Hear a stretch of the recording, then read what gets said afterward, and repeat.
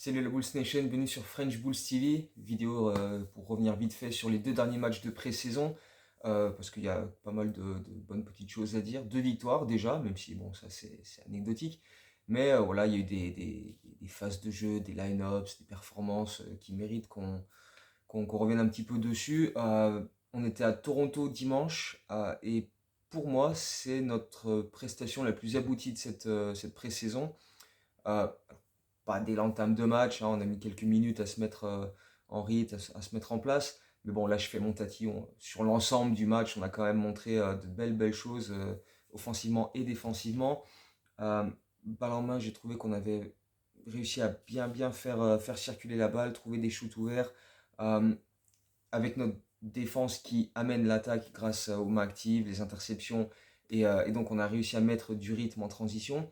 Mais même sur jeu placé, j'ai trouvé qu'il y avait beaucoup de bonnes choses avec voilà, de la circulation de balles pour les joueurs qui n'avaient pas le ballon, des cuts, toujours des solutions, euh, des mouvements vraiment bien emmenés. Dès qu'il y a un screen haut et un joueur qui part en drive, tu as un mec qui fait un cut vers le cercle pour lui proposer une solution de passe.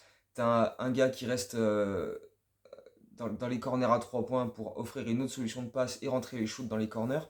D'ailleurs, après ce match contre Toronto, donc après 3 matchs, les Bulls tournaient à 61% sur les 3 points dans les corners, donc ce qui est monstrueux. C'est pas quelque chose sur lequel tu peux te baser sur toute une saison. On ne peut pas afficher un tel pourcentage de manière aussi longue.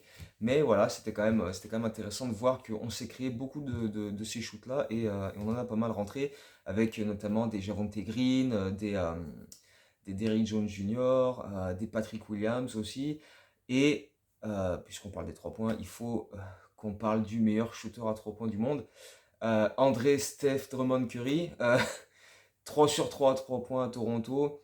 Et ce qui m'a le plus plu par rapport au fait qu'il fasse 3 sur 3 à 3 points, c'est que c'est pas des shoots, des prières en fin de possession et ça rentre avec de la chatte. Non, c'est des actions amenées, des drives, des kicks. Il est tout seul, personne vient sur lui faire le close-out.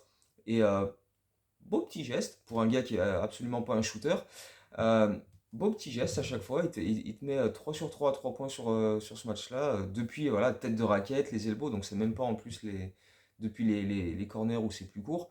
Donc voilà, c'est des paniers qui sont arrivés dans le flot de l'attaque. Voilà, absolument rien de forcé. Il s'est pas dit, oh tiens, je vais en balancer un, on va voir ce que ça donne.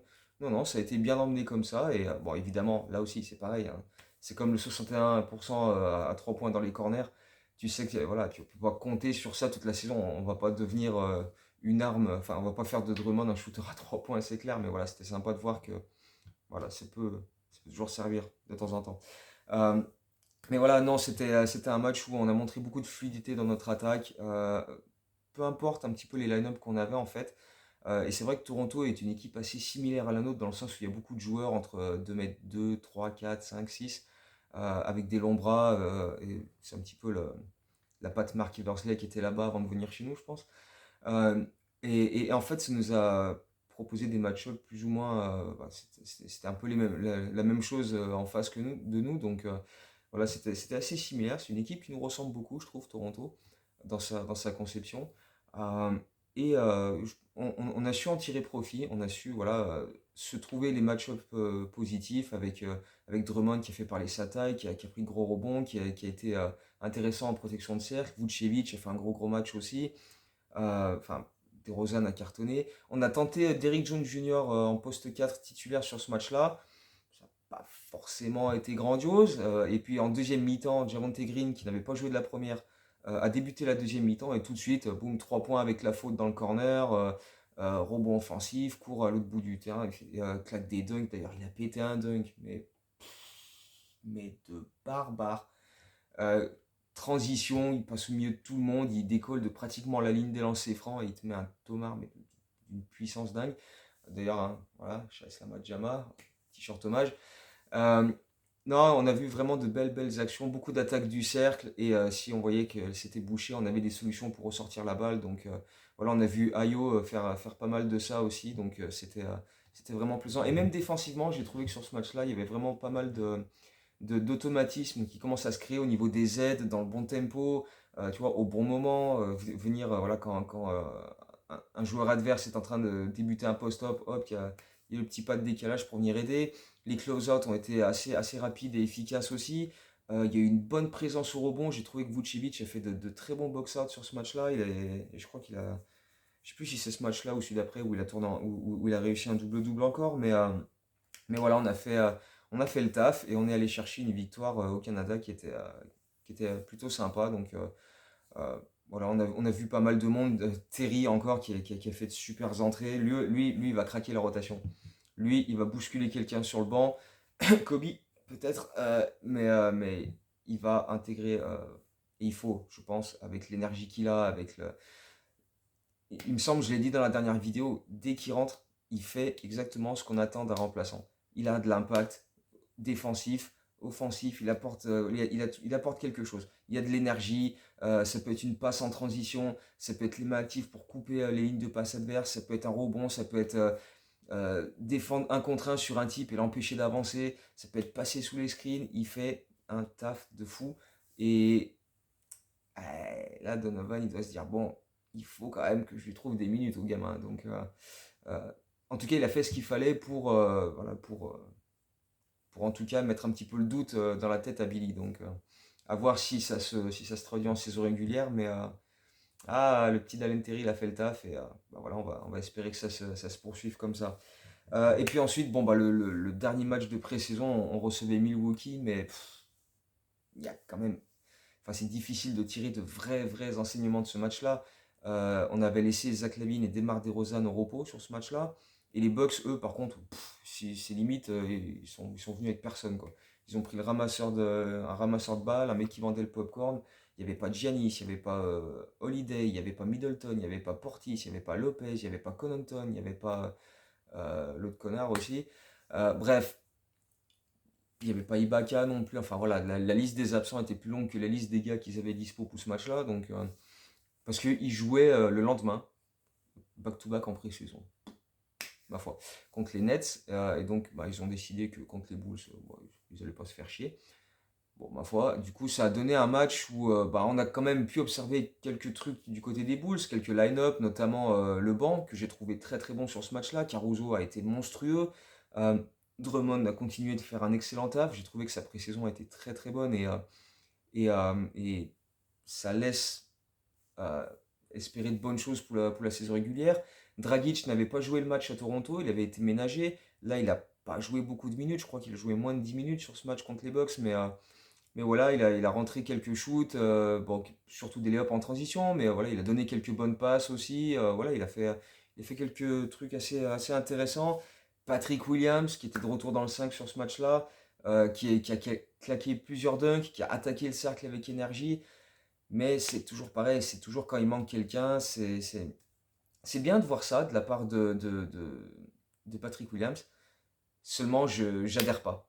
Enfin, j'achète pas le truc. Je veux que tu me montres ça quand il y a tout le monde. Quand Demar est là, quand Zach est là, et que tu sois capable de, pas tout le temps, je te demande pas de marquer 20 points, de prendre 15 shoots, mais voilà, de faire des cuts, d'aller attaquer le cercle, de provoquer, de toi aussi être une arme offensive et pas de refuser les shoots ouverts comme on l'a trop souvent vu l'an dernier. Parce que le match contre Milwaukee, là, c'est le même que le dernier match de saison régulière avant les playoffs. On avait joué à Minnesota. Demar, Vooch, Zach, Caruso étaient tous laissés au repos. Il avait mis 35 points, son record en carrière. Très bien, on sait qu'il est capable de le faire. J'aimerais voir ça. Euh, Pas autant, je lui demande pas de mettre 35 points, mais d'être agressif, de montrer, voilà, c'est pas juste, ah bon, bah il y a trois All-Stars, enfin deux et un ancien All-Star devant moi, donc je leur laisse tous les ballons, j'ai pas besoin de shooter. Si, mon gars, il faut que tu prennes des shoots, parce que sinon les défenses adverses, elles se concentrent sur les trois autres, et puis toi, ils te laissent dans ton coin, et puis bah, s'ils savent que tu vas refuser les shoots ouverts, ça facilite la défense adverse. Donc non, prends ces shoots, fais-moi ces feintes, attaque ce putain de cercle, parce qu'en plus, tu es capable de le faire, et voilà, fais-le de manière régulière. Et voilà, c'est tout ce qu'on demande à Patrick Williams, parce que c'est important pour lui, pour sa progression, c'est important pour l'équipe, pour, voilà, comme je le dis, faciliter notre offense et faire en sorte que la défense adverse soit pas à 5 contre 4 à chaque fois. Donc voilà, on va attendre ça de sa part. Il a été agressif sur ce match-là, j'espère qu'il le sera sur d'autres, parce qu'on en aura besoin. Euh, ouais, voilà, l'ensemble du banc a été productif, Derrick Jones Jr., etc. On a vu des line-up pas mal small ball aussi sur ce match-là. Déjà, on a débuté avec Kobe, Terry et Ayo. Donc, vu que DeRozan et Lavine étaient au repos.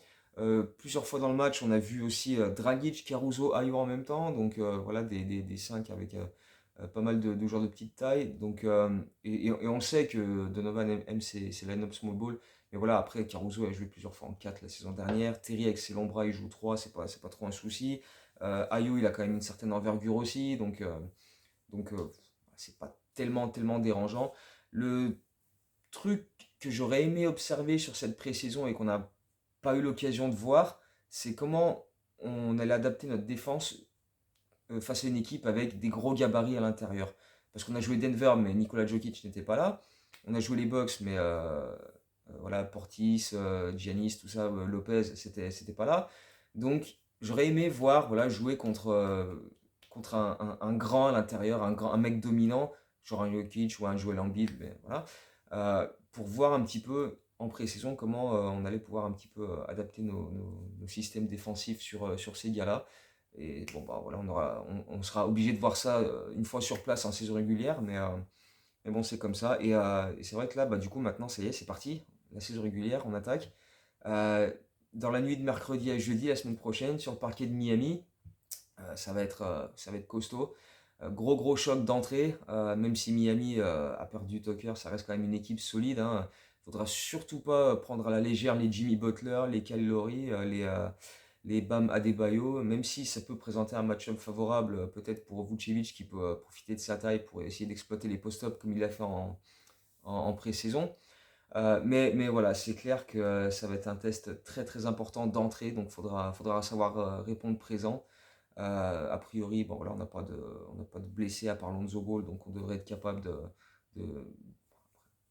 on ne sait jamais ce qui peut se passer d'ici là, mais on va toucher du bois en espérant que ça se passe bien. Mais voilà, ça devrait quand même bien se passer pour nous. Et puis ensuite, back-to-back avec déplacement à Washington le vendredi et le samedi, premier match à domicile avec la réception de Cleveland. Donc, pas des matchs super simples hein, quand même. On a quand même, entre guillemets, deux concurrents directs dans nos trois premiers matchs avec Miami et Cleveland, puisqu'on nous met à peu près dans le même range au niveau du classement en termes de prédiction pour la saison. Donc, ça va être tout de suite des tests importants. Faudra pas souper et puis voilà, démarrer du bon pied. Mais voilà, on devrait plutôt se mettre bien, je pense. Euh, Ayo a été confirmé comme meneur titulaire pour la saison régulière.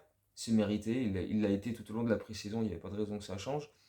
Il a montré de bonnes choses en termes de création, en termes euh, même si encore une fois, c'était pas tout le temps, comme je le disais dans la dernière vidéo, il y a beaucoup de fois où il remontait la balle et au milieu de terrain, il la passait à Zach ou à Demar et après, l'action se déroulait assez loin de lui. Mais il y a eu aussi d'autres fois où voilà, il bénéficiait de bons screens, il partait en drive et après il ressortait la balle en kick notamment il y a un des 3 points de Drummond où c'est comme ça, il a un screen tête de raquette, il part au drive, mais il voit qu'il y a le close-out, il ressort la balle sur Drummond qui est totalement tout seul, tête de raquette et ça fait mouche à 3 points. Donc voilà, on l'a vu créer pas mal de choses. On l'a vu scorer aussi avec de grosses attaques de cercle. Et puis bah, voilà, sa défense est toujours aussi active et plaisante à observer. Et ça va être une donnée importante. Finalement, le point d'interrogation en termes du 5 de départ, c'est est-ce que Javonte Green ou Patrick Williams va débuter au poste 4. Parce que Javonte Green a fait, pour moi, c'était le meilleur Bulls sur cette pré-saison. Il était monstrueux. Patrick Williams, même si sur ce dernier match, voilà, dans les circonstances qu'était ce match-là, euh, est-ce qu'il a convaincu Donovan qu'il devait être le poste 4 titulaire? À voir. Peut-être qu'en termes de match-up, c'est mieux que Patrick Williams soit là contre Miami par rapport à la taille des intérieurs adverses, même si bon, voilà, ça reste à déterminer. Mais voilà, Javonte Green a tellement été fort dans cette pré-saison. Il a apporté tellement de trucs. Dès qu'il est sur le parquet, il y a un impact défensif. Il a rentré des 3 points. Javonte Green, son adresse. Alors, ça aussi, c'est un truc on va le souligner, mais euh, c'est pas quelque chose sur lequel tu peux compter sur l'ensemble de la saison. Il est à 20 sur 28 au shoot dans cette pré-saison, dont 6 sur 9 à 3 points. Et évidemment, ce n'est pas des pourcentages sur lesquels Javonte Green va jouer toute l'année. Il y a forcément des moments où ça va être un peu plus compliqué, donc tu peux pas vraiment te baser sur ça. Mais voilà, sa pré-saison a évidemment été très très très solide, aussi par son impact défensif, ses interceptions, ses dunks de barbare, l'intensité qu'il met sur chaque possession, tout comme Caruso. Tu peux franchement faire des line-up défensifs où tu peux mettre Ayo, Caruso, Terry, Green, Williams. Ouf, ouf. Ah, là, quand même, là, il y a du 5 défensif où tu te dis, ouh, ça va, ça va aller au charbon quand même. Donc voilà, il y a des line-up comme ça qui peuvent être vraiment, vraiment intéressants, que ce soit pour fermer les matchs ou autre, ça peut être extrêmement, extrêmement intéressant. Donc on va suivre ça. Maintenant, place à la saison régulière. Enfin, ça y est, on y est, plus que 6 jours. Euh, D'ici là, euh, comme je l'ai dit, vidéo plus article preview. Donc je continue de rédiger tout ça, mettre tout ça en place, mais ça va arriver, j'espère, ce week-end. Et puis un dernier Windy City Stories qui devrait sortir avant le coup d'envoi de la saison régulière, où on va parler d'une légende des Bulls qui porte le numéro 1. Voilà, teasing. Donc voilà, d'ici toutes ces vidéos et ces articles, bah voilà, continuez de bien vous porter, préparez-vous parce que là maintenant, ça va être nuit blanche à fond. Et puis bah voilà, on se retrouve pour l'opener face à Miami. Donc voilà, portez-vous bien et on se retrouve très bientôt. Ciao, Bulls.